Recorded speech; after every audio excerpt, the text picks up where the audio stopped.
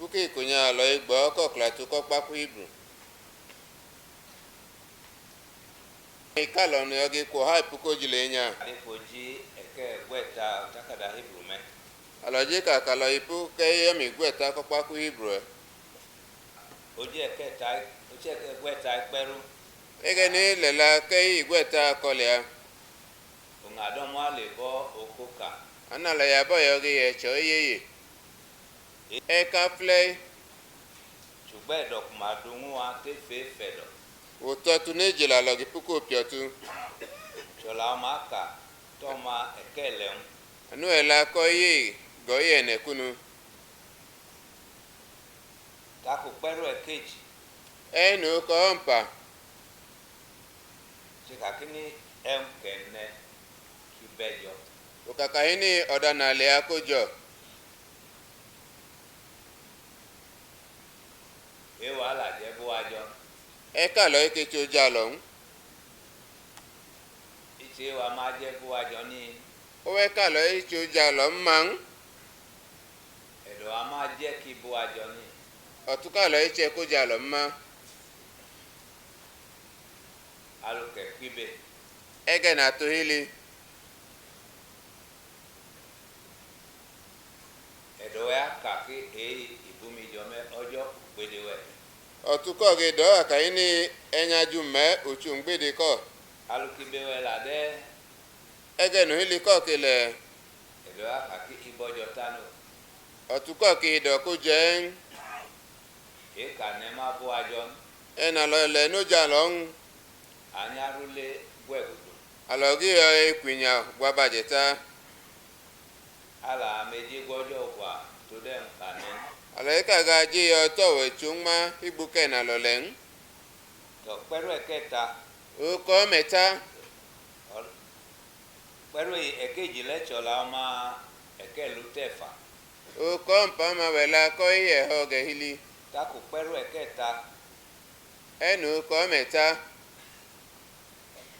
Je Jesus idalukide gbegbe le wo Jesus o le ege no le ogbegbeche ohun rida anu ai piabon ila rida oke piabon alukide kpigbele ege no le ngme konenche efe kula babo koko le la wo mla chekunu edeju tabo oje ita chekunu echateko abo oyota boka chekunu egbabo tane omi achekunu taje alukiche iko ami Daniel le ege no ya ake ko ka Daniel oma alukide gbale ege no le ikoma abale ede ngini ogoma no le isha ilada bale gbegbe le oke le ogoma gbogbeche ede kono wae ami ejoyi oto poche fofunu jili ega ile chora ma kebie to ma kela oma wela ko ya hapa gahane kale fun ko bile na lo ye pukunu migbi oma ta ku peru ekele enu ko mene tutawa idodo da alale wo bo aka lo no ye che ko gba ma umadowa kanyugbo Christ odo da alale ani ale ku kala ko gega ku Christ ye che ko gba ma kane ina ye ka lo bie chakunu akicho kapo ka lo we memlanu ohun dodo da ala anu ye che ko gba ngbo kumado kakuma mudu rotinyo ega ni ho ka ke ko te chotonu omo ila chichebo todu jaduwai abo no ke yi chebo igbuko nyata ka lo toduwa ohun adu todo da alale igbuka lo ni jo ti e che ko gba ma ade takpo odo da alale alo ipuko bo memlanu ye che ko gba ma tabalu kumana ko afai bege ni ogi nwa la nana edodo da alame eche date befe o temede ayi ye che ko gba awo heta gbipuko leta ye bo ile chola oma eke bwa to ma eke gwele ọmọ ẹ̀ la kọ́ ìgbó gọ́ ìgbó ẹ̀nẹ̀ òun gba gbogbo kàjọ abájọ yìí anẹ́gànà lọ bá bàbá efukọ́tsẹ́ ẹ̀kọ́ ogún ẹ̀gbá kúkúrọ̀ tsẹ́ mọ̀ tìgbó efukọ́tsẹ́ hebrew kàní àtsẹ́ yìí kúkúrọ̀ tsẹ́ kú hibru nà lọ bí ọgẹ́ yá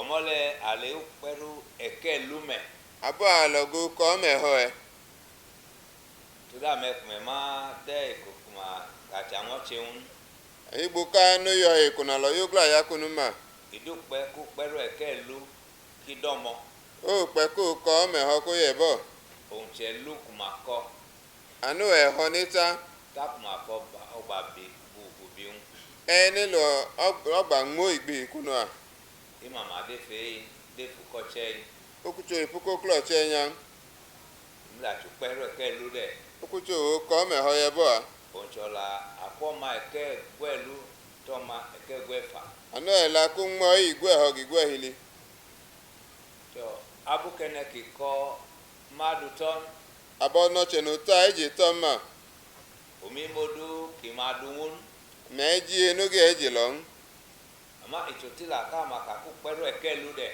àmọ́ òpì kálọ́jì àkó kọ́ mẹ́họ́ yẹ bọ̀ à torí tsẹ́ ń kẹ́gọ́wọ́ ẹ̀kejì ìgbádà nà má bọ́ǹpà ẹ̀lí pẹ̀lú ẹ̀kẹ́ fà àgémó kọ́ mẹ́hìlì tọ́ ń gbé kàkó yìí bí làtú pẹ̀lú ẹ̀kẹ́ lẹ̀ ẹ̀gànà lọ ńmá kéwò kọ́ mẹ́nẹ̀ bàkọ́ la ọmọ ẹ̀gbẹ́ lú gbẹ́gbẹ́ fà yìí ìtú pẹ̀lú ẹ̀kẹ́ lú dẹ̀ ńbẹ̀la kọ́ ìgbó ẹ̀họ́ mi ìgbó ẹ̀hìlì àwò kọ́ mẹ́họ́ yẹ bọ̀ à èdè mi ìpè ẹkùn ìtsẹ́ ń kàdọ́ pẹ̀lú lẹ́kàkínní dáná lọ hu kọ́ mẹ́ kàkà yín ní akínà kú ń lọ wá ń wọ́jọ́ alọ́bí ikpó họ́ kọ́gé wàgé lọ́wọ́ ẹ̀tú méjì kàkí amẹ́dúpẹ́ mẹ́rẹ́lùkọ̀ làwọn dẹ́pẹ́ tí kókè gbòbá lẹ́gẹ̀nẹ̀ la kúnnù lẹ́ alígí todo ọmọ ẹ̀gbẹ́ ló gbẹ́gbẹ́ falẹ̀ ẹ̀kọ́la ìtsẹ́bọ èkó àwọn ọjọ́ ìgbó nẹ̀ la kọ́ ìgbó ẹ̀họ́ mi ìgbó ẹ̀hìlì ọmọ kẹlẹ́ akítsẹ́ bó kó wàgé lọ́wọ́ ẹ̀tú kodo òun lọ èkó àwọn ọjọ́ dé fún ní kó kpó họ́ kọ́gé lọ́wọ́ ẹ̀tú ìpúkúnu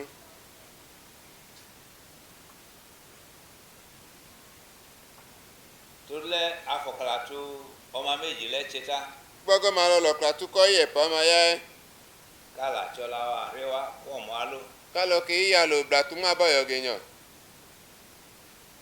taka nyoba ifolawa kalo gobi pukela kalo ibo je ke gweta ibru ikwa igweta o ma ke gwelu te gwefa o igwe ho gigwe hili ikakini ukaka hini todule igbagoma akidunwu lo wa nwojo alokobi ho ko wa gelo wechu egbadu ikudu kichemu chebon ko oda ki chebolo ile chero ukoke agbalu wodun ọma wo gwa kokonu noge igbanyi no imi okonu londunu meki muda gbenyo enwo enyo eche akoko chum na nyi kodo lo hioya bu taitan memnu bohan todo ichebo egele chenyo ojo eju tabale oigbi chebo edogo ma howo isu otutu abo ola uperu eke lulede ela ko ko me ho ma yeboa nga da bichane tobo laun ana lo tigbi gbo ko to bo kela kunu kakini kaka hini engi chebo kawa abo Christ ya kowa nwojo oda ki chebo na lo ache ku Christ ipo agelo wechu idupe kina chadabaji meji o pe ko be pelebe ko paipa abuka che ami lowa kumanu le male nyubo ojo abana lo wa ilo wa no bi awoku ayogi yegega ko wechu wa engi chebo wa ka konwojo oda ki chebo kalo na lo ipo geluchu kidabaji meji kulebe ko pa epa kila chaji kiacha nuki wo pa noge pe o ka cha rowo ka ekeji cha rowo ekeji ge pe gabo oha ke pe gabo mpa so aji kiacha ine mudagon opa noge pe o ikolo ku hain ila ne da bitubin o ke lo chigbi higbi hin ijelowa o yonyo wa inudan o lo hen inu pojin o lo mein alukidu pe ka kengi chebo iwa nwojo lede ege no pe ka lo poda ki chebo wa gelo we cho ayebo engi chebo ila che ungulo oda ki chebo ki wo hoko unga kowa nwojo ana lo ipo wa gelo we cho abicha ichem kidabaji meji dano lebe ko pa epa bakiacha tubojo ji meji mbo ki pe ege yepa o makakini nika ka hini oka acha rate ge pe gichu rowo ifojale de gabo ki pukichu eboa kichu jenyu bungulo ko wo chetra memno hoko bele nweka memno ke hikunu we gogbodo memno gogbo ho bu gwa egwo memno mo to enwe chaka la chefe doji kanehu adanya pe ma wipo ko le ikwaje lo edoji kanele la kwefedo kiche peko adabo o le ikwaje o ma ke mi poko tu no wo tumu lo ge pe bonu todukon dalukon de o igbo na no ale ege no le a abukala chamata makiafo abona lo ki wa obochi no ge ho megi peter ijo dudu je keji o ma kelu ami peter fle ipe ye pa inu e ho ame kimelwa me idugo kanike gbomo me do nya te kume bu ache okalatu anu bala lo no ye gana lo poko kaga abalo ye pokla tu peter ijo dudu je keji peter fle eye pa o ma kelu ama hoja kome ne unyi yafu wa ki yogi pa gwole ko sabana kama tukuta kideju lebe ka we chonu yi kumetukia amatama kiafo na wi gu ka obochi no ge ho kama kikeu ichebo afun ekinyo ka ku poda ki chebo ko wo enu lohi ekinyo eju enu ho we tu otu igba lefu Jesus Christ wa ko mi e bi puku Jesus Christ wa engi chebo lede oda ki chebo mayo awaka achi chebo alo no ge chebo achamatama alo wa obochi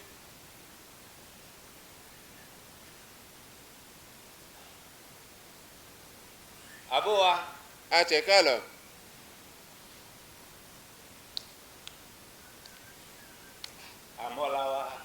Aloji alo.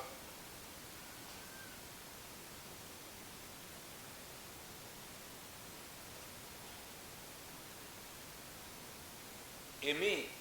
Amunya. Ichola kateta gbome. Uwela na lohima ipo Kakondo wa Jesus Christ. Kakondo ka lo Jesus Christ. Le fedo kakono. Bipot na lo pocho. Imu akochuche amatama. Ula lo po igu ka oboti. Kala chamatama ekowo newa. Na lo kewi a oboti na bola lo. Kowo kinewa la chowo onu. Na bono ke la lo ake abokoche. Bakata ma ekache. Mboboche na lo kewi a. Itogba mu ya Bolivar. Utobule ka che Kulivai. Todu kan ichebo ewa itogba mu ya Bolivar. Igbono da ki chebo e ka lo tobula che e ka che Kulivai. Ene ka jifowon Oche na lo bipa bokunu. kichowo newa. Nu abola lo a. Ite ya Bolivar ilegege. Ufe ka che Kulivai nehi.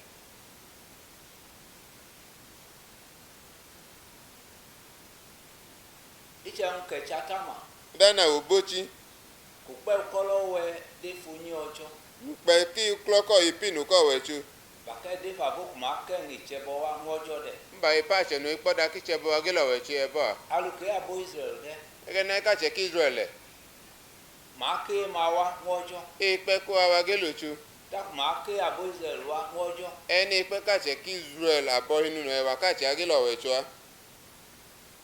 Ama kuma chamatama je funyi ojo. Wana ubochi bipinu ko wechu a. Todo en ichebo ko wa ngojo. Igbu koda ki chebo pegelo wechu a. Ojo duki wa. De idunu nya. Manu nga ngo mu ne tichebo ichele no. Ile ga koda ha ya fi chebo yang.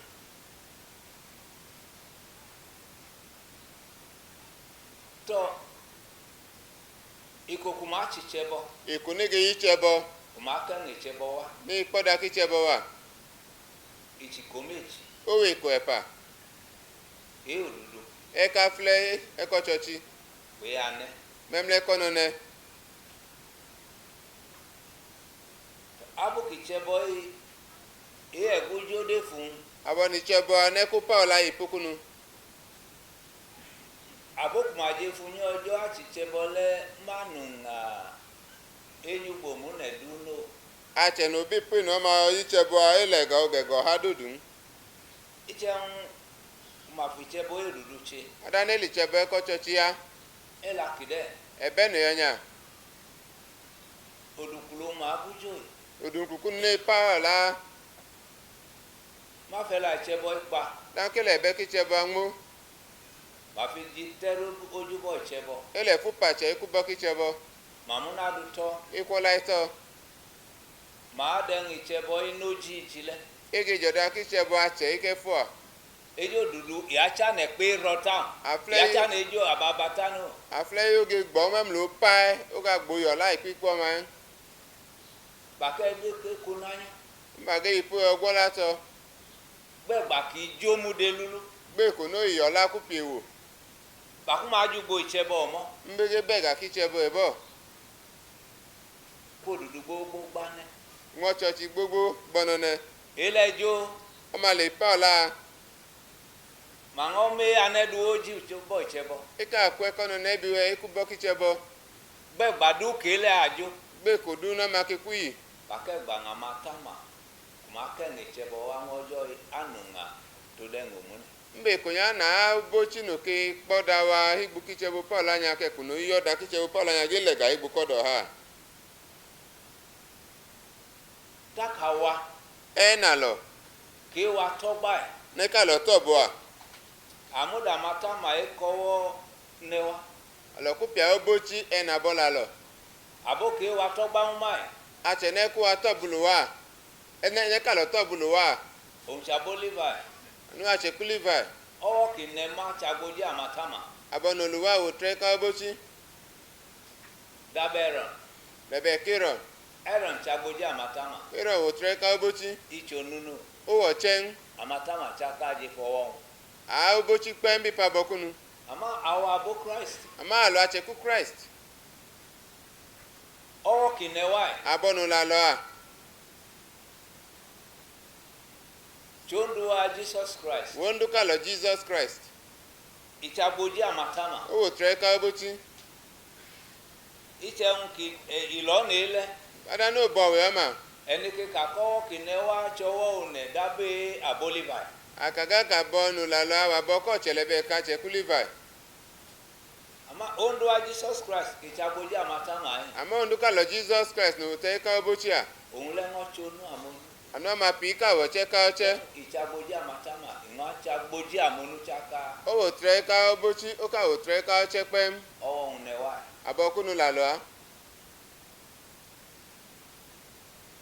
ẹ̀yìn tsẹ́bọ̀ yẹ aboliva. daki chebe ka cheku Levi ìtsẹ́ ìkọ́ alo ìgbélé lẹ. we ka che ke ikokoko no nchoma efunyi ọjọ́ mà nọ́wọ́ kó nẹ nọ́wọ́ kọ́ ẹ̀. ipinu ko we chu no che bia bogu a ìtsẹ́yìn tsẹ́bọ̀ yẹ ọ̀rẹ́ la. o daki chebo ekebe ki àmọ́ ẹ wa ama e ka lo àdé funyi ọjọ́ alo bi pinu ko we chu kì tsọ́jọ́ onúgò kọ́ ẹ̀. no wo chu abo inu gua ẹ ìgbélé lẹ. e ke ko nchoma ẹ nkùmàdé nẹ́kúnyi lẹ. ada ne bi le gwole ma ìtsòkúta. o we cho gbẹ̀hún ilẹ̀ ikọ̀ nẹ̀ anọwọ́ ŋutsukọ́lọ́ kì má la tẹ̀ ŋkìdéjú. memno da ekeche nya no che ge bia bo yukunu yukro kunu no ki ora no yin daboli be ko chi gbẹ̀hún ẹgọ́lẹ̀ kìbọ̀. memno da ogo ma no hire àmọ́ onye ekidẹ ama ole no yonya ẹ̀ nkùmà nẹ́kọ́ ada ne bi le gwo màdọ́kọ́ òkúta kìdéjú. iho ke cho no yi òtsonugo àmọ́nẹ̀ anu igbe beche kache ó mà nẹ́kúnyi. ane bi le gwole nya ẹ̀gbà kó dúdú ilẹ̀ yìí kuno ndi ye chenya ìjẹ́ wọn máa kọ́ tsẹ́ wọn màtánẹ̀ uche la ko che kunu je taje kàkó wọn anya kúnyi lẹ e kana ge nyo ga gwole ma kàkó ndú tsa kúnyi kìdẹ́ kuno kondu ache no igwole no yonya òun àwa abẹ́ẹ̀dẹ́ kónú ana lo ache ko to pochi àtsòkúta èkìdéjú alo we cho enu yi òun ìní ané unyi lẹ no bi ogele gwole ma táàkì funyi lẹ ani pukole ma ìmú àkótsà màtánà o kwa lo pe ya obochi káàkẹ́yìn ìtsẹ́bọ̀ yẹ àfọwọ́ ńwọ́jọ́ ka lo poda ki chebo ko wa ge lo we chu ẹ̀yìn ìtsẹ́bọ̀ yẹ àfọkà kó ńwọ́jọ́ da ki chebo ko na lo pe wa ge lo we chu a tùmú lọ wo oko kàánwó lọ ọjọ́ na lo yo ko ko we chu kùmàlà kàkíní niki kaka hini ìdábàjì méjì kì á tsà o le be ko pa epanoge pe ẹ abo Israel e ka che ki Israel màdùwà òdòdó màdùwà anẹ e bi wo chochi e bi wo ne adi kì á tsà mú dàda balẹ̀ ní opano ipe ku chu le ogo ma tòdú tọ̀rọ̀ ká ko tu ko le no efa wàdú ipuka wa du mínítì dú sẹ́kọ̀ndù dú minute ìnátsà du second du oge pe alùkìdú pẹ̀kánná kẹ́yìn ìtsẹ́bọ̀ yẹ àfọ kìnyọ́jọ́ ijú tàbalẹ̀ lẹ wà mọ́jọ́ yìí. ege no pe ka lo poda ki chebo ko no ho we chu to cha ba ma wa ge lo we cha ye bo ohun tùmú lọ anu ho ko òun lọ yìí ho ko nya efa lu ìyá lè dùfù yìí koko no ibo be cha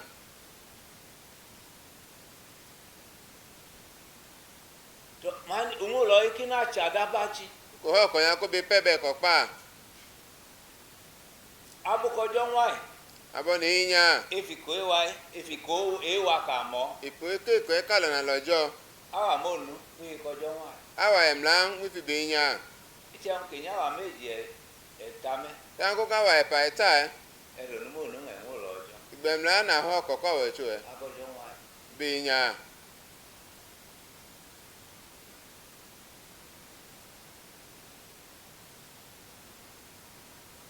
àwa méjì ẹ̀ta kà ní ẹ̀yìn ní Àwa- kàtsá nẹ ọjọ́ kíní kì wáyé awa e pa eta na lo gbo ipuke kiche no nya e ma ó nẹ mọ́nu ẹ̀kẹ́ bí ma mẹ́ achemla na ku bo bi ku wa e ma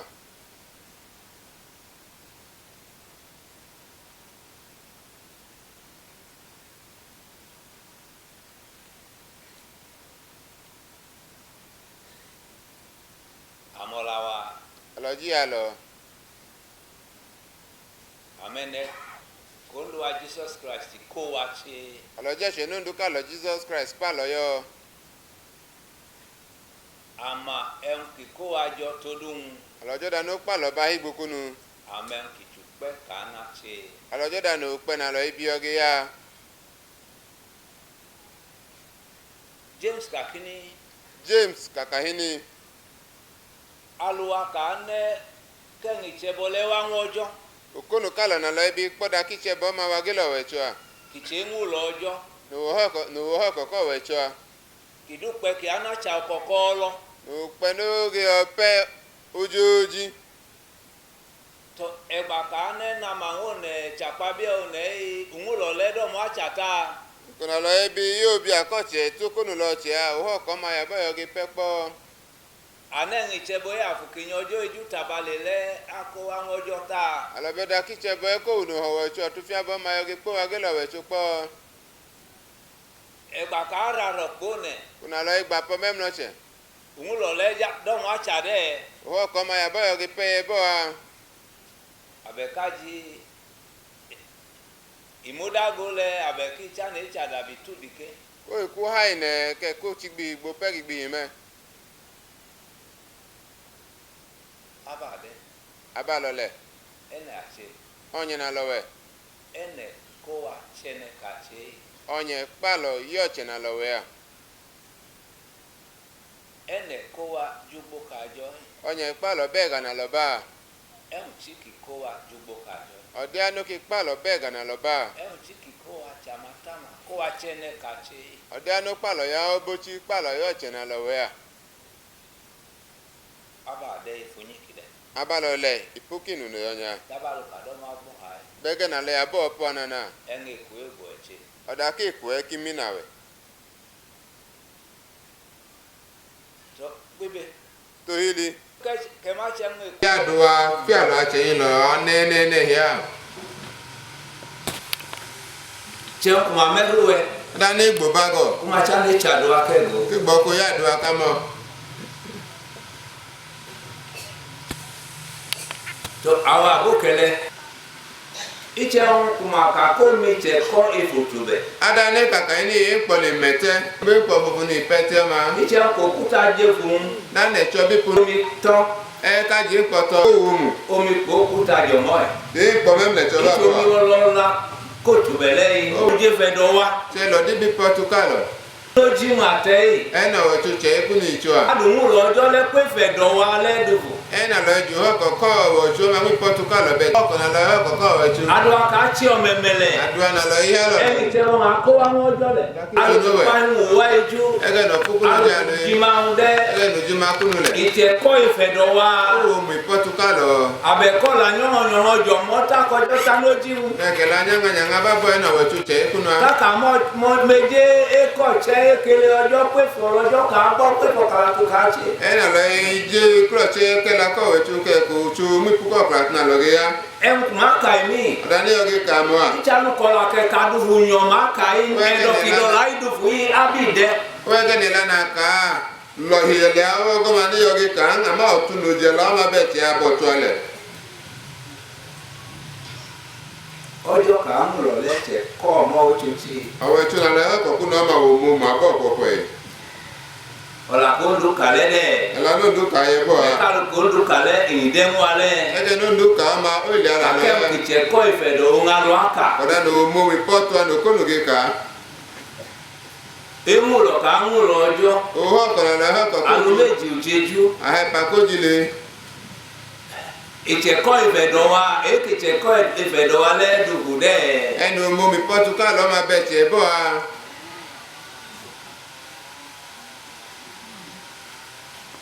to megba ama engi chebo ka wa ko wa oda ki che bo na lo ipo wa ichola ka tinu o we de ponu icha ka chabo igbele ti o kwa che ko ne che ojo igbele ipinu ko we tu ne che engi chebo chola chemola ka tinu oda ki che bo we de ponu iche ojo jojo chi o we de ye abale ogoma èyí ni ichenya ọkọ ka te da ma ijina le da to ha ka do chateko alo le yo ba ya engi chebo le oda ki che bo no ya iche nyolo o lo inene inyobale o lo ipo ti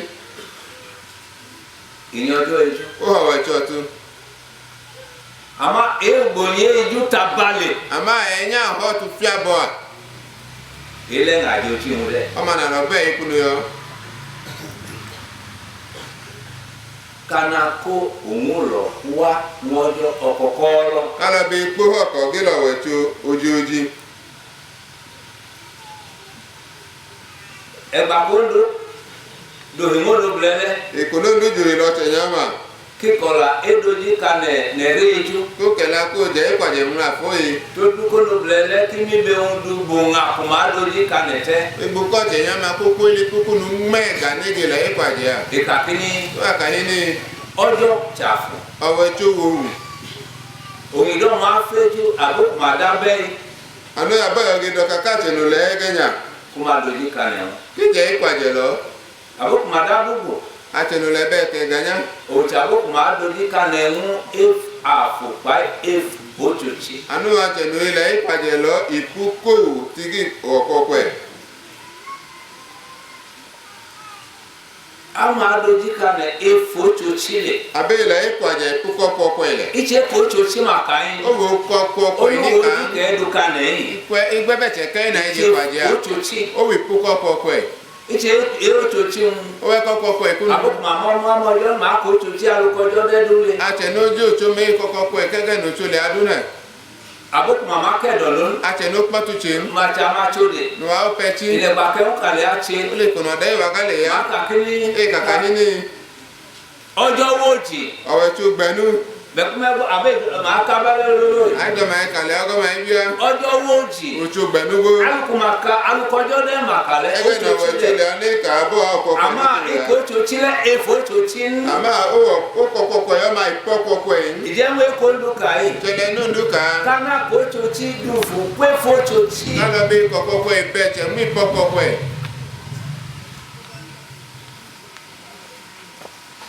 ije ko me maluchi ada no kono mra efe kele ojo ipuko kana iko wechu ipuko chetro wechu ojo wetabale akowechu agbefiabo abi tabale le kedomima abo gbefiabo le no tukunje ina luduku lo taku mo tabale hun oledege du manu mio enu jo gbefiabo kunu ojo egbegbe ochu agbe ibi abi gbekale abo ki gbele kwejile eni ki kakojo ugbede we ke magbede akowechu ngbede ko na ki gbede nga edoji kanele iche bochuchi ole ikwaje mo ipuko kokwe edoji kana efo chuchi ole ikwaje poko we kwe ke edoji kana ekeche no chuchi awon no ile ikwaje akuwo chokokwe edoji kana efafu oje ikwaje ipuko we ke edoji kana efafu kiche ne afu awon no ile ikwaje ipuko wa kuwo cheko ene afu anwenwu dugo oche ko ugi mi odadu mo ene afu alule tipa afu oche ko ugi ya otikpa ko abe edoji kana wade abo ile ikwaje kalole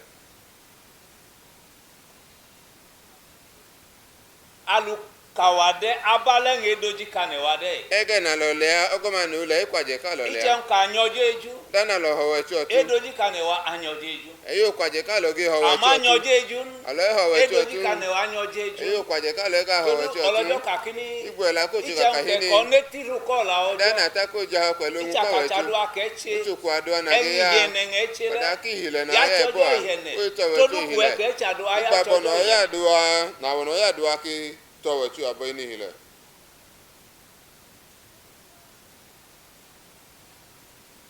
iche nka ache dogba yi o dana lo ya to buan alukawade ege na lo le ya anu to bua te kanu ge to bua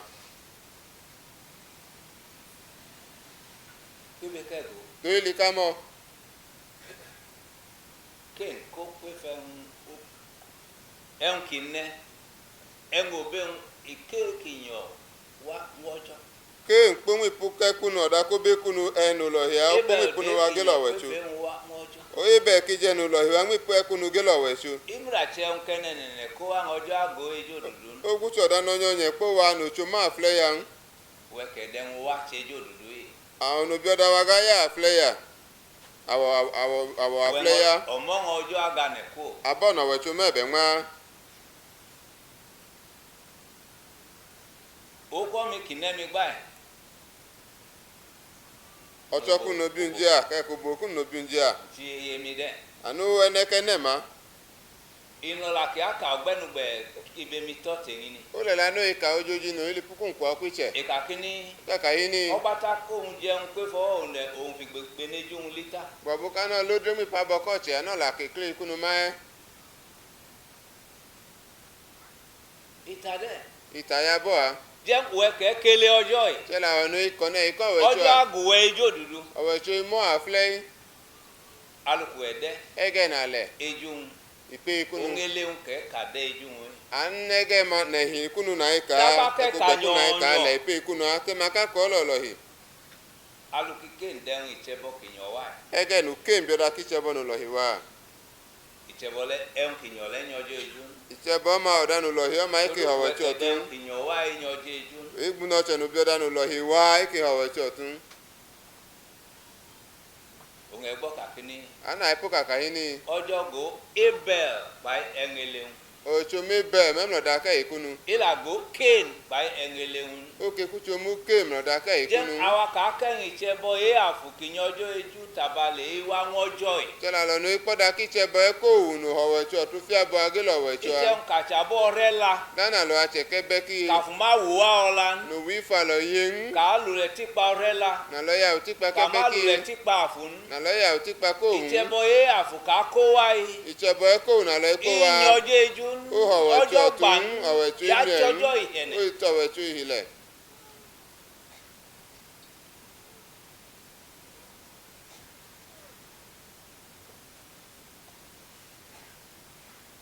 Àbọ̀ wa, Ache kalo. ilé òyìnbó á lò. Onyo ne ko yogi nyo. Olúwa nìkọ́ á wá nù. O wa ne ko yogi wa Ilé nu. òyà lò. Onyo ne yogi Àwa nyo. onúgò. Ala abohala. Ilé òǹàjà lò lẹ̀. Onyo na lo onyo bo. Àdàbí wá gẹ̀ ló. Le chibi hiwagen. Ṣé ń kọjọ́ jẹ́ dọ́jọ́ ẹ̀dọ̀kú dẹ́pà mẹ́gbọ́jọ́ bọ́dọ́mú nẹ̀. Ada no yo tuko we chu kunyo yo memna gi ha ha. Jálùkù dẹ́ ìfàngọ́lá ẹ̀ nà á dẹ́gẹ̀ ló. Wegen le poku Nà á nyanga gbókè le age ilé no. nà á lò yìí. Ngi hila fia ma onyo no Abalẹ̀ yogi nyo. ẹ̀wọ̀n wá lò. Ogo ma oda du yogi nyo. Iné dàbí tú. Iné nà emu dágo tápà Olo. kọ́lé dàbí tú bì. Olu ku ha ye ko abocho chibi gi bi hin. Àná mẹ́rin kò tó lè. Ala yogi gbobale ko fie. Ìkọ̀ àná mẹ́rin wà tó lè. Eko ki ogbobala lo fie. Ọjọ́ ka tètè àlẹ́ adé. Echi ponu ala wagajila. Ìlàkojì. Oke kumei. Ẹ̀yìn ọjọ́ ijú. Ahowe cho tu. Ibe kẹ̀pẹ́ ní ọjọ́ ijú. Oile pona tu ahowe cho tu. Ọ̀làkẹ́ lò ní ọjọ́ ijú. Ela na imi ahowe cho tu. Ìkọ̀làkẹ́ kà ìyìn ọjọ́ ijú. Kela na ge ka ahowe cho tu. Èkìyìn ijú ẹtí nìyí. Enu ho tu na idoka. Àbẹ̀kẹ́ kéèkì yẹn ní òmùnà ijú. Ke kai doka kenu ho cho ho tu. Àbẹ̀kẹ́ kéèkì ní ọjọ́ ijú. Ke kai kenu ho cho tu. Alùpùpù ẹ̀dẹ́. Ege na le. Ṣéjú àmúnẹ̀ náà. Ipe ko we cho we ka che. Alùpùpù ẹ̀dẹ́ ijú ọjọ́. Ege na le ipe ko we cho. Abalẹ̀ ẹ̀hún ló kẹ̀tẹ̀ dé ijú ọjọ́. Ogo ma no da du ma na ya le ipe ko we cho. Òun ọlọ́jọ́ kélé kàkíní. Ane la ko we cho ko ma kaka Ẹ̀hún hini. dúdẹ́ ya la wọn àmẹ́nẹ́ ya la. Ada du le hiulu la chenu lo. Ẹ̀ma dẹ́ ya la. Ama da na le Ẹ̀mú ya la hiulu. wẹ́dẹ́ ya la. Ada hiulu ko ma le hiulu. Ọjọ́ nẹnẹ jùmọ̀ ní. Ocho lo cheje. Ilé ń dúkù bá ní gbọ́jọ́ ibẹ̀. Lo da du ne bi mi owe cho ile pun.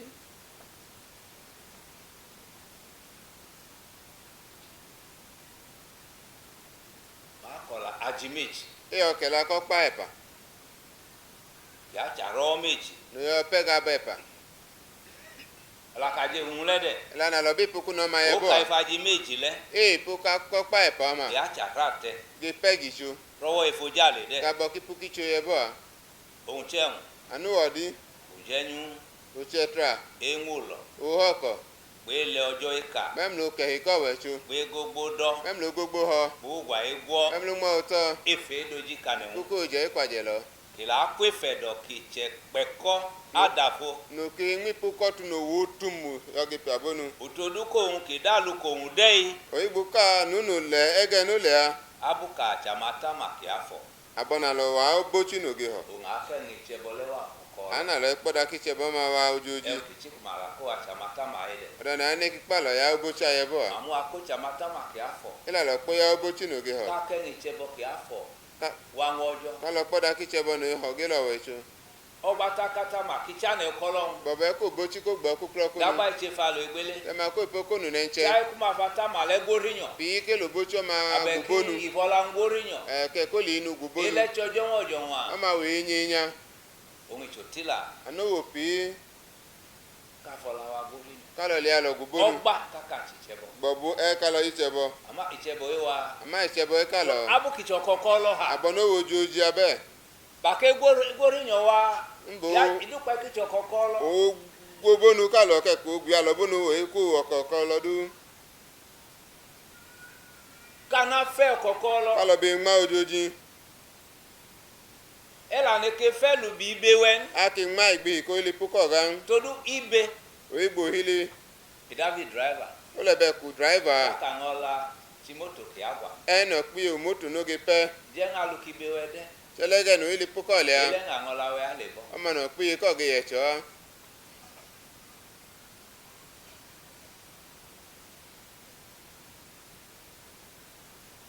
O aji ekeji. Ano pa mpa. O ngacha duvu. Ano age pe beche. Nwa boki lu adaka. La chenu ya loji lata. Abi acha elele. Aba ma ge pele. Iche fe mola ka mola nwa boku malu adaka. O ipuko jela na lo jela la chenu ya loji lata. Na kwibe ogbenugbe. Geto ile punya ojoji. Ugbe mi onugo. Ega eku ma bo hinu. Ya wo mi. Oge fun. Na li owo eyan mi. Nge ma bonye kum. Todu na li kakini. Ibu nge mo kaka hini. Amone wewe. A chelelewa. Ama ayo ide un chomiele. Wa ge gbe ko joda yin Abe bobo. A to hile. Iraun mi tumale. O lo higan fiwa. Ebe nge ile. Ipuko da ke chenya. Iche ka majeje for gata. A to ile ko bi pochie. Ma no oda la un. E na bodaga. Omi no wone. Amela bonna. E ti ke mi ache kama. Ada ne kun ke wo. Ko mi ma na da la wen omune. Nu ke labona da lo cho an.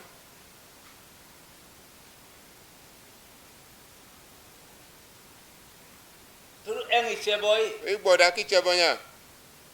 Ya cha rowo mejeji. Oge pega be plepa. O ka cha rowo ojo. E pega boko wechu. Ile chenwu afu. Ma oda eko. Ugwa. Nma. Nwulo. Owoko. Ekelehun. O kona ekunu. Ejenyu. O chetra. Egogbodo. Ogogbo ho. Efe doji kane. Ipuko je ikwaje. Engi afu de. Oda eko we ebo. Ama e owo ekeji. Ama eka bompa. Aluke afu acha tugbo ojo kichafu. Ege na eko uge pege ga ko wechu nu wa. Bake angola dupe kicha tugbo abokumaje fa angola. Mbete piye ke upe ko pege ga ka chenu bipo piye. Un abokuma lumida kai. Ana chenu yunjila ta. Idupe ko mekina kajile kina cha tugbe ma. O pe ko pa ma ko be pege ga ku wa bipukun. Efe mola nguma. Bipuko jela lo wa. Efe chenyo nguma. Bipuko yo lo ilo wa. Efe lima ijumomi. Puko mu we yin. Todo ka chamatama kowo unu. E amonudu ne lenewa. Oyibo na lo wa obochi na boko che ka che duo mala lo.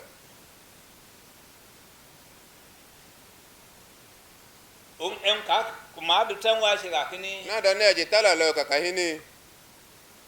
Iche nkojo menyowa amune ki menyowa du. Ala na we chojo lo ikalo ase kojo lo ikalo du. Iche nkojo ali ufedo wa abekocho chiwa amune ki na ali du. Ala na we cho mo pe tu kalo ke kokoko ikalo ase ko bi modun. Ona kumale. Owe nebu. Takuma ko ajugbo kajo. Eni pa lo be gana lo ba. Chika kini. Kaka hini. Ene ki ko ajo. O che no pa lo ba. Kuma kakete wa po ohun tí ó kà. Ni ka ko ku kalo na nu we ya. Ichojo. O we chu. Ichone. O wo che. Ichojo. O wechu. Toruki chali e ojo. Oibuko yo ya ko wechu. Ilachone. Oke wache. Kila chali e one. Oke yo ya koche. If ojo kiche. Ipuko chunu Ya che we. ojo mojo. Oge je ko wechu luchu. If ya che e ojo mojo. Oge ye ko wechu luchu. If one kiche. Ipuko che ni Ila che we. amone.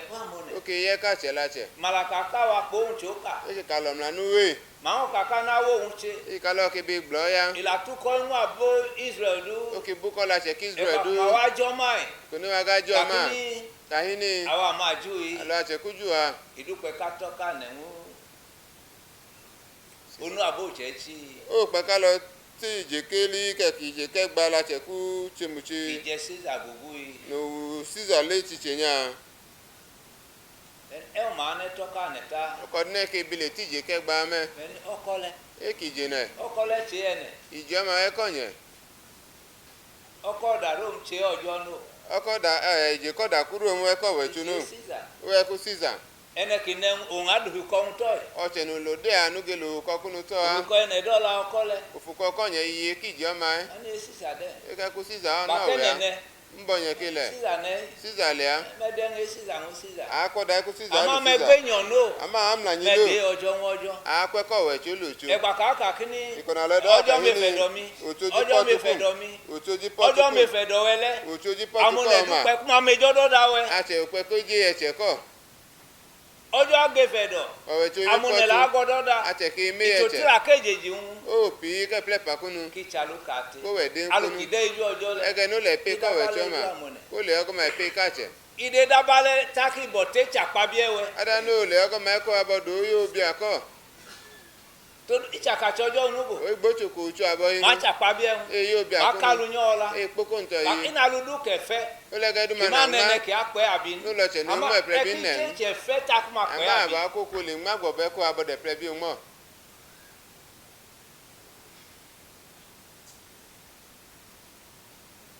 Abo mi de. Aba mi ale. Abo ede. Abale.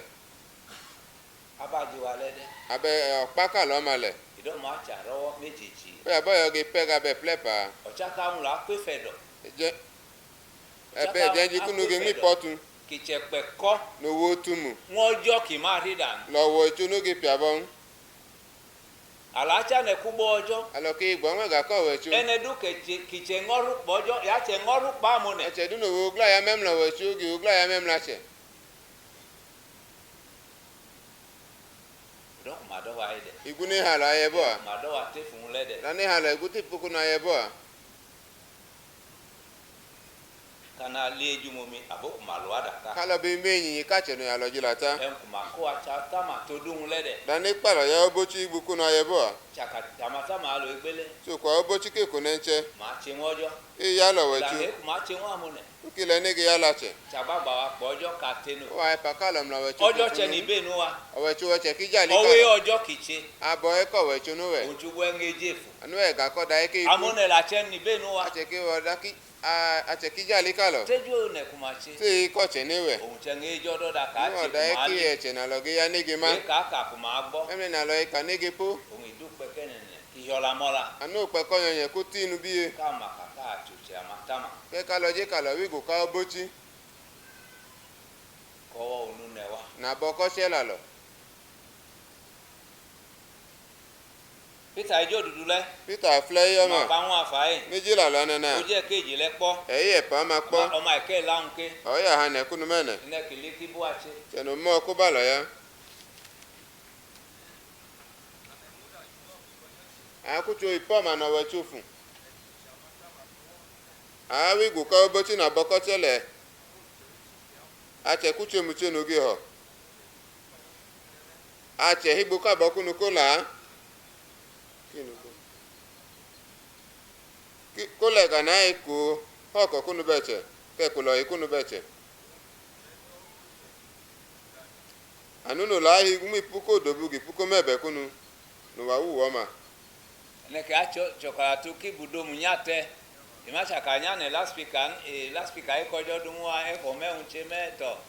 Ngbo kele kade ile kade. sono ya ka tuko de joka kunu gichu Na tene kan okwibe ola. unda akalo to hili kala no Peter kanyawe Ichane kakini o gbo kaka hini cholopo kojochi alowi poma no wechofu tabalen ogoman ngabu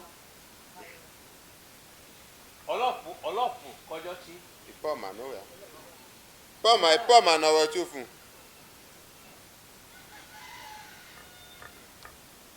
mele nkuna kaime amada nyogi kae kakini okakahini amecholopo kojochi abikade ai poma no wechofu ogoman no ka ichem kicholopo dano ipoma bakolopo wewe de ipoma lele wa yebo ama kakini ama okakahini amecholopo awi poma kojochi no wechofu bakolopo katide ipoma nkponu yebo taki kakini anuka kakahini amechabo chechi kiafo awa chekuche muche noge ho inu chechi du kidile yi oli uche muche du no ya chenya ngbodu kade ega du na cheta kwaji uchechi odukulu kade ni da ka ni uche eyo kima cholopo wewe ni no ipoma lele wa nnen abide jume abola epeka ichuchechi tano o uche mu maka ke wo de ka ni pole wo yo me nuku pi pole cholopo oge ipoma ama genga wu kojochi ma moda ka unu cho ya awa chuchechi lile odukulu kiafo uche muche ale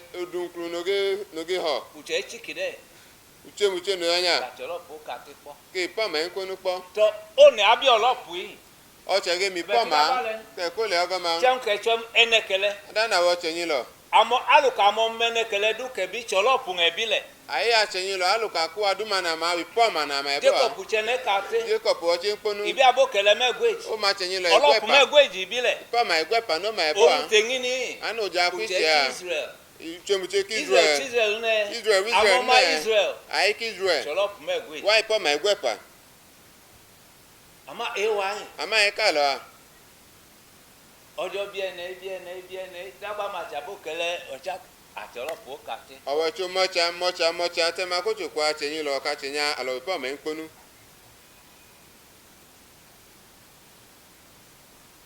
to o kate kojo che e nkponu na we cho we itejugede olawa o te pe ye ka lo kaka cho kate kaka lo we nkponu kaka cholopo ka kaka lo poma e dagba itujeju efe wota te ma ko jile ki pole ujeju kiwe oka o ibu ka lo bo ha e mamu akocha ngola e ka lo epo yo puye mamu akochunyika e ka lo epo yo le mamu akocholopo ka e ka lo epo poma e aja kana wewe alo chukwu yo gele wa achoja ne ka alo we ya ji nkponu uchechi okate chemuche nkponu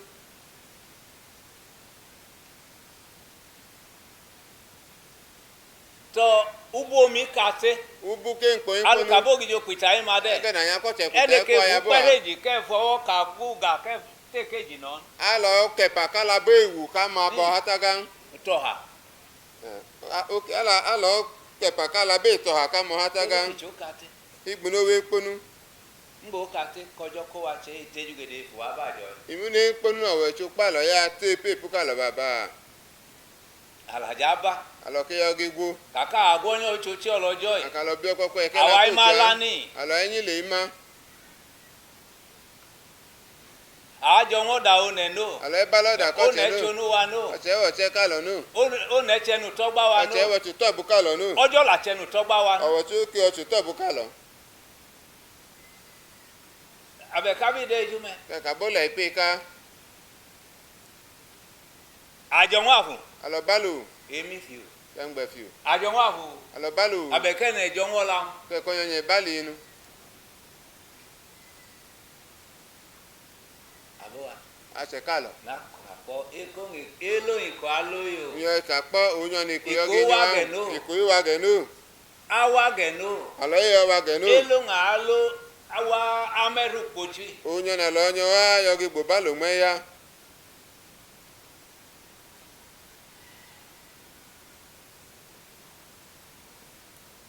ola ma ke gwelu ela ko yo mi gwe ho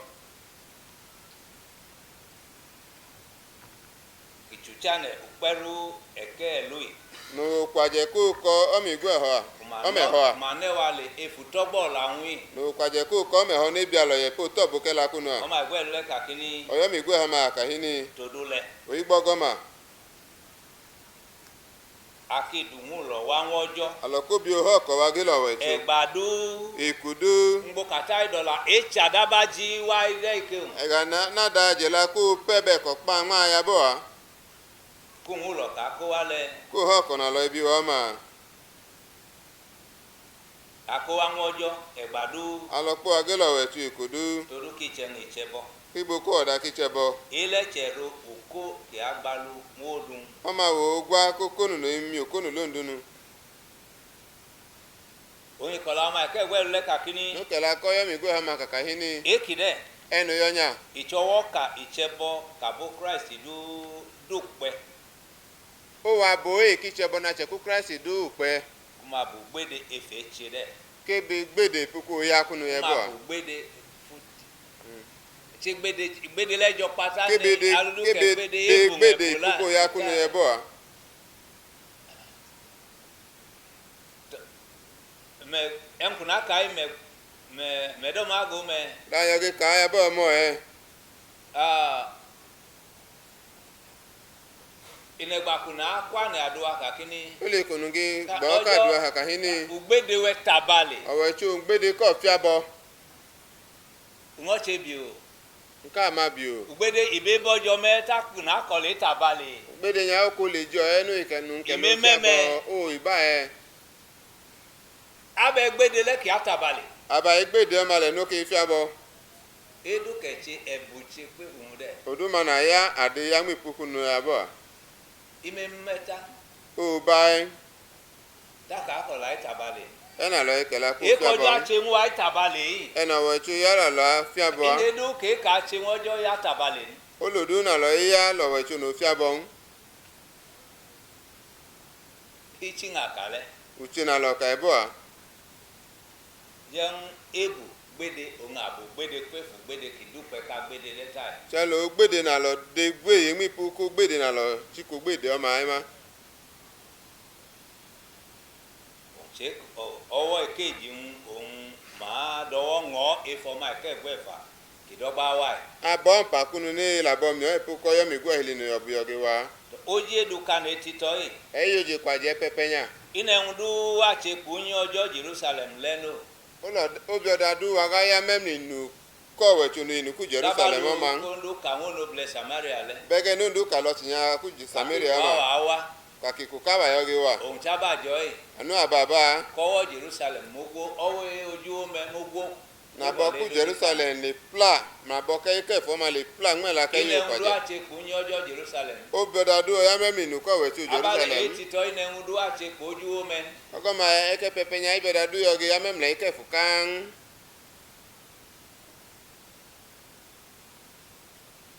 ilana ndu ache pa mata ma Jerusalem okay bi odadu yoge ya memla obochi ku Jerusalem abe kunyi ojo abe ki ubo ichebo ekunyi ojo Jerusalem le ke kinu ko we chu ke ku bo ki chebo ki pinu ko we chu ku Jerusalem o man ima chele ogi e iwo ma awaka joy alono banya ama ne kechukolo atama no ala ige yu klo ku bochi gan one bonu efuwa no kogu ke anyi Jerusalem achem la ipuka lo lije ko gu no bi gu Jerusalem ege ki biene tule amen bo bi fie echa ka no kogu achoku lije ko gu kele ti Jerusalem aba joy aye gu Jerusalem baba kunyi ojo domo inu ko we chu ye ka bo kola bo ichebo ena le ke la ku bo ki chebo ela le tomo akiye ta bo dagba kunyi ojo ma domo amaju je wegudu ton to de keche ngelibo tema kinu ko we chu ku ye bo aji ki ga chego bi go hin buka bana wa cheke ungalu kojo chukolo le anege na we chu yu kroma imola Jerusalem pe un eku chakale kojo owoka ukwela ku Jerusalem me da ke ku ma pe npo babo yi imewa matawa kama kacha macho de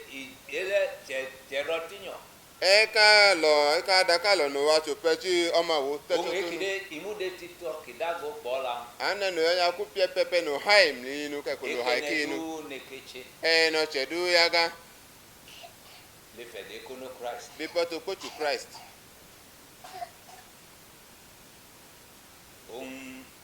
olae Jerusalem Ana la ku Jerusalem. Unyi ojo. Inuko we Obo chebo. Boki chebo. Amataban. Abochikunu. Eledu je po bola idoji kan etitoyin. O ma pe ma eche memle yi o kwaje pepenyan. Todu ke Jerusalem le ya la le tinyo. Igbune ku Jerusalem aga ye tutunu. Etitoyi. Eke pepenyan. Ila de gbegbe le yin le wa. Yo gbegbechegeche ni wa. Makola ichebo ka. Ikela ki chebo e. Kiche ugwa. Nuwe kunma. E fotakada le fa oje ke bi o ma ke gweji. Popa kulifa ipe ahapa. O igwepa. Nene ke agba nwa pio. Olo chenu iyo la lo fia.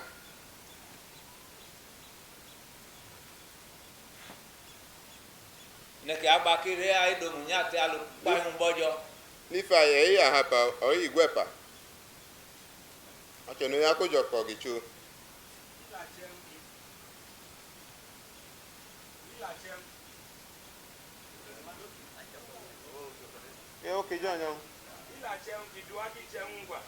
Ọ̀dà n'obi wa kó ọ̀dà kún má. Mbóbi kpàkìlà nújọ̀ ń yànú.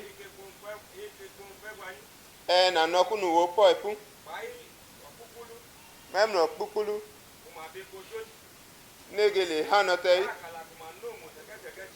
Mẹ́mìnà àkìlà n'ebi òmù tẹ̀kẹ́tẹ̀kẹ́ lè ya. Nùlà n'ọgbà ti yé. Kó bi wa blọ̀dà kún má n'ebi wa mà. Chebo kumado ke ugwa.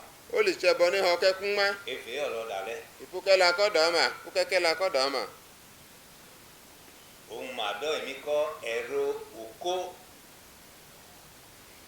Ani ho amu. Abalungodun tabalen. Ko gwa kokonu no imi okonu londunu ogoman. Ohun atai kakini. Anadanya kakahini. Ero oko kumakai. O gwa kokonu ne ka. Ijeun ki akwe faluwa dufu. O woda no imi pokonu ka lo beche. Megi Hosea oje kegwe lo ma keji. Amu Hosea ipe igwene oyepa. Enke akwe valudu kumakai. Oda no imi okonu beche ne ka. Ichi tono. O wa hen. Ukolade. Okela no ya. Hosea oje kegwele. Hosea ipe igwene. O ma keji. Oyinu ampa.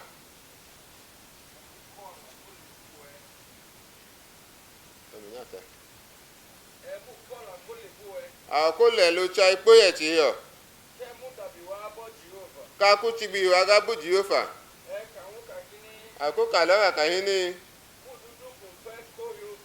Kwese dunu he pope. Kam yo danu lohin.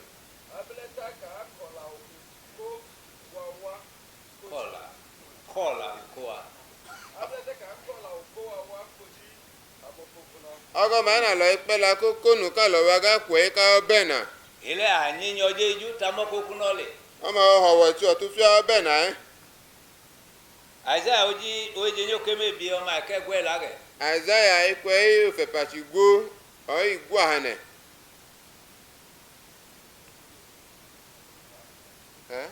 Oje nyoke mebi. Isaiah eyo fe patigbo ahapa. O ma kegwe la. O inu igwu ahane.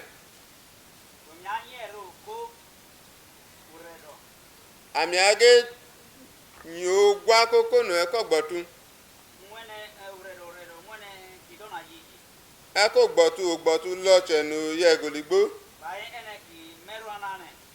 Mem lo chenu go ba janjile. Jehova ge ka. Enu ge yo ti kunu kwe. Ero oko chukola ki akwe faludu. O gwa kokonu wokela no ge mu kokonu beche. Takma hokale kola egbalu odun. Eni ka kala ko mi okonu londunu. Onga tai kakini. Anadanya kakahini. Egbalu kumakaimi. O mi okonu ne ka moa. Iche dodun talu do pa ohun. O ji ekunu to okonu yoge pa anchan. Chai ki kwefe je pedo chaka. Bi ko mi puko cheme no tupem ke kuma tu nkunu. Kako unchodu ojowe. Kakanu awondu ochuko. Egbalu kumakaide. Omi okonu ne ka yebo a. Ya kwefedo ya kwefochochi. O emi puko tu emi puko kokwe. Akichalu kidenge kale. O wege na ka ege no le na ka ebo a. Oje gbalui. anu omi okono a o ma ka ki ugbalu ochuchi ani da ka ni omi okono akokwe iche nke madalu ke kai fedo wen ugbalu ele cholemi da no lege na ka ipotu ko omi okono na mi okono ma we kengbe to igbalu ngodun ha omi okono londo no be o ngata ka kini ana da ka ka hini odu kuma kaimi odu ne ka ma odu iche odu okay iye ne ka ma ichodu ko ne ko ma ne do un ya kai no o iye no chele ne bi ho anu ka anu odu kuma kai iye ne ka ma ichudago onugo ne o hai ki gbebe che ko che kunu bai alehun memnu o ya kunu ke ko hili kunu alukide ege no le bai kolon memnu klo kunu e meta le dama ode ta ma gato ha o ma do ko du emi ani ho kiye ama o nge ba ke gbo ololohun che fa alo igbele ani kuna po ena ikunu we pukoko nu nenche kakuna akele odu e ngi kona ikiye ko ichodu nki ko ka ko ojo chele o wiye kunu no le ko we chu awo man ama udago onugo ojo kiche ama hai ki gbebe che ko chu no we balihun memlu ya kunu bu kolon mu klo kunu ohun dama anu piato ha o ngene ke agbalu nwi ana che no mi okono agi mi okono kunu o nge gbo ifa alo igbele le ana epo poko nenche ma kani ichefeli aja nwe pukije kakelile akakini eni ja kaka hini omi kedo noduwe nkpotu chi ko chodu kojo kode yin o wiye na we chu li aya bo an uchu abo hinu ibudago ojo kiche puko hai ko chu no we balihun memnu hili kunu kolon nu klo kunu ohun chodu ojo kedo nole anu wiye ko we chu no kpotu cho ma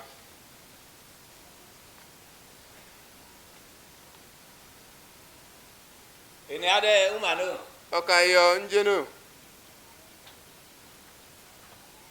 toru ikowa to ohun de eni ma den ala nyogba oka